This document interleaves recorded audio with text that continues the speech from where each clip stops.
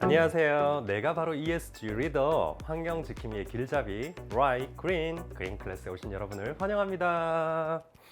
인류의 미션 탄소 중립 수업을 진행하게 된 그린쌤 신경준이에요. 모두 만나서 반갑습니다. 이번 시간에는 탄소 중립 그리고 이산화탄소를 규제하는 방법, 이산화탄소를 없애는 과학적인 방법 함께 알아보도록 할게요. 준비되셨죠? 그린 클래스 출발! 탄소 중립이 무엇일까요? 온실가스 배출량이 전 지구적으로 이산화탄소 흡수량과 균형을 이뤄서 온실가스량을 갖게 하는 거죠. 그러면 순 배출량이 0이 되는 거고요. 플러스도 0, 마이너스도 0. 그래서 온실가스 배출량을 제로에 맞춘다. 탄소 중립이라고 합니다. 우와, 이렇게 된다면 지구 대기층에 더 이상의 온실가스가 늘어나지 않겠네요. 탄소 중립을 위해서는 우리가 배출하는 온실가스를 최대한 줄이고요. 남아있는 온실가스는 숲을 지키고 숲을 복원하는 노력으로 흡수량을 늘려야 돼요. 이런 기술을 활용해서 이산화탄소를 제거해서 순 배출량을 0이 되도록 해야 합니다. 이산화탄소뿐만 아니라 온실가스 함께 줄이기 위해서 노력해야 할 필요성이 있는 거죠. 자, 지구의 평균 온도는요, 산업화 이전보다 1.2도씨가 상승했어요. 이런 산업혁명 이후에 우리는 석탄, 석유가스와 같은 화석연료를 많이 사용했었던 거죠. 여기서 발생한 이산화탄소의 배출량은 급격하게 늘어났어요. 그걸 기후변화의 원인으로 보고 있는 거죠. 자, 이런 국제사회의 기후변화 대응을 위해서 어떤 노력을 하고 있었는지 한번 살펴볼게요. 자, 유엔에서 우리 기후변화 협약을 열어요. 92년에는 리우 협약, 97년에는 교토 의정서, 2015년에는 파리 협정이 발표돼요. 자, 이제는 선진국뿐만 아니라 개발도상국, 저개발 국가까지 확대 참여해서 결정을 합니다. 우리 산업화 이전 대비 지구의 평균 온도 상승을요 2도씨보다 아래로 유지하면서 1.5도씨 아래로 억제하는 것을 2015 파리 협정의 목표로 설정을 했어요. 전 세계가 1.5도씨 이하로 유지하기 위한 노력을 해야 되겠죠. 자, 그렇게 되면 2050년까지 탄소 중립 사회로 가야 합니다. 어쩔 수 없는 우리의 기후변화에 살아남기 위해서죠. 자, 한국도요 2020년에 선언을 했어요. 2050 탄소 중립 추진 전략을 공개한 거죠. 선생님, 왜 2020년에 발표하면서 2050년 탄소 중립을 발표하나요? 네, 우리 온실가스를 수업했었던 예전 차례에서 한번 봤어요. 우리가 배출한 이산화탄소와 같은 온실가스는 지구 대기층에 약 30년 동안 머물러 있어요. 그러면 2020년의 계획 속에는 30년 뒤에 지구 대기층의 온실가스를 제로에 맞춰야 되는 거죠. 그래서 2020 플러스 30년, 그래서 2050년 탄소 중립을 계획하게 된 거였어요.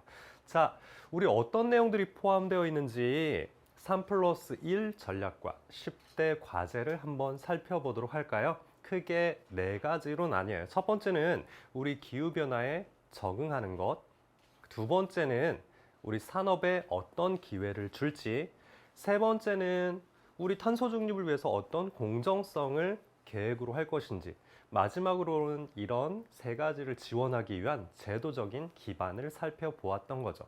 첫 번째는 에너지를 전환을 가속화해야 저탄소화가 가능하고요.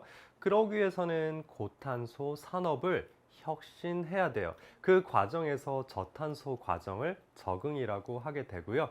두 번째 기회에서는요, 새로운 유망 직종, 새로운 유망 산업을 육성해야 합니다. 에너지를 절약하는 또는 에너지의 효율을 높이는 또는 에너지를 재생에너지로 생산하는 이런 산업을 육성하기로 한 거죠.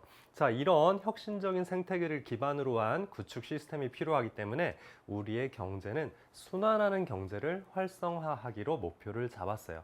자, 공정성, 어떤 공정을 가져야 할까요? 일단 취약한 산업의 계층은 보호가 필요하죠.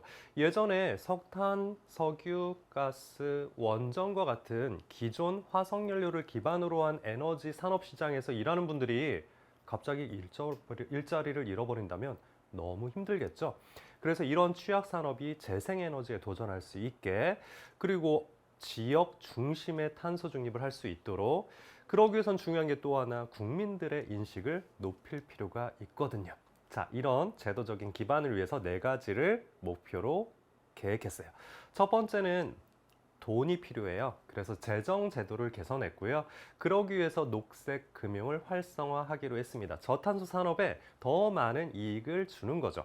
세 번째는 이런 저탄소 기술을 개발하기로 했고요. 제일 중요한 게 국제 협력이라고 하는 글로벌 파트너십이 필요합니다. 한국만 노력해서 탄소 중립이 되는 건 아니잖아요. 우리 한국과 중국, 일본, 인근에 있는 아시아 국가들의 노력에서부터 멀리 있는 유럽과 미국, 전 세계 저개발 국가까지 모두의 탄소 중립이 필요했었던 거죠.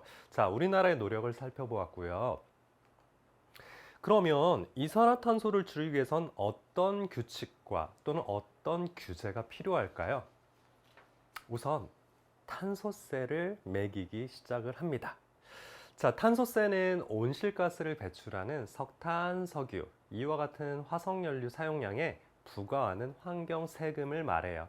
1990년 핀란드에서 처음 도입하였고요. 스웨덴은 1991년에 도입했어요.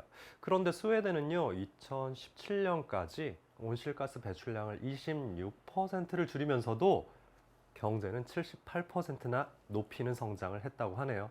현재 유럽에서는 50여 개 국가가 탄소세를 시행 중인데요.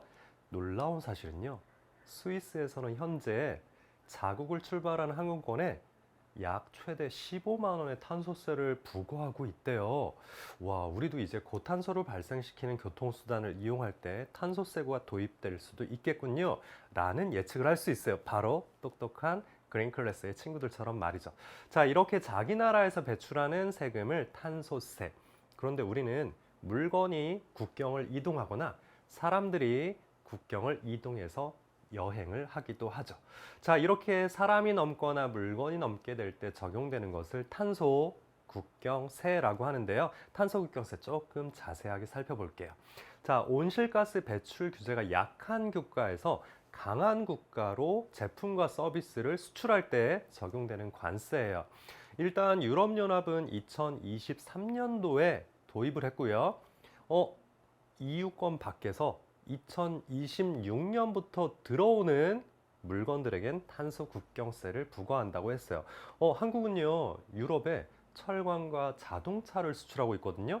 2020년을 위한 준비를 해야 할 필요가 있는 거죠. 자, 한국에서는 이 탄소 국경세로 부담이 커질 업종으로요, 온실가스를 많이 배출하는 산업인 석유와 철강, 자동차가 대표적입니다. 왜냐하면 석탄, 석유, 가스 이런 화석연료 사용량이 많은 철강, 알루미늄, 시멘트, 전기, 비료, 기업과 업종에 부과되기 때문이죠. 자, 이처럼 탄소세와 탄소 국경세가 도입되면요, 기업에서는 전력 공급에서 자체적으로 재생에너지 비중을 높일 것으로 예측합니다.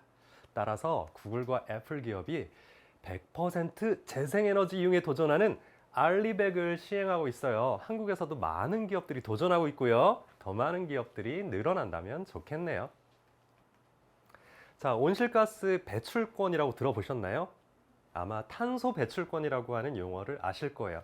같은 말인데요. 탄소 배출권, 온실가스 배출권, 탄소의 가격을 매겨서 온실가스를 상품으로 거래할 수 있도록 한 것인데요.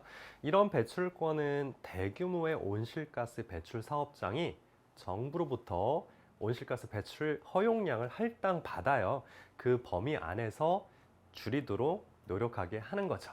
자, 이런 거래제에서는요, 초과 배출이나 또는 감축, 이 분량이 있으면 시장에서 배출권을 구매하거나 또는 판매할 수 있어요. 실제로 헝가리에서는요, 배출권 거래를 통해서 얻은 수익을 재생에너지와 에너지 효율 개선 사업에 투입하고 있대요.